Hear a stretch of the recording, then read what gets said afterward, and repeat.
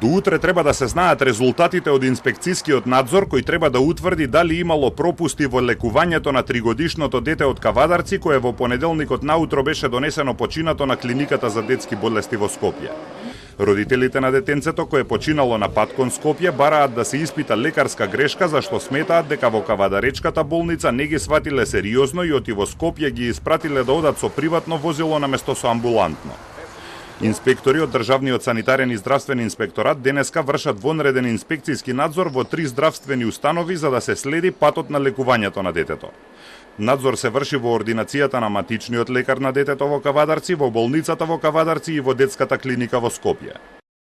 По завршувањето на овие инспекцијски надзори во сите 3 здравствени установи, ние како Државен санитарен здравствен инспекторат преку Министерство за здравство ќе ги информираме медиумите за констатираната состојба и преземените мерки. И до кога може да се очекува да заврши надзорот, колку трае тоа? Веќе во текот на утрешниот ден ќе излеземе со конкретна информација. Таткото на починатото дете во изјава за МИА вели дека околу 3 часот утрината во понеделникот побарале помош во Кавадаречката болница, но не ги сватиле сериозно. Детето починало неколку часа подоцна на пат кон Скопје. Болницата во Кавадарци одбила да го испрати детето, кое и претходно имало здравствени проблеми кон Скопје со медицинско возило, па родителите тргнале со приватно возило.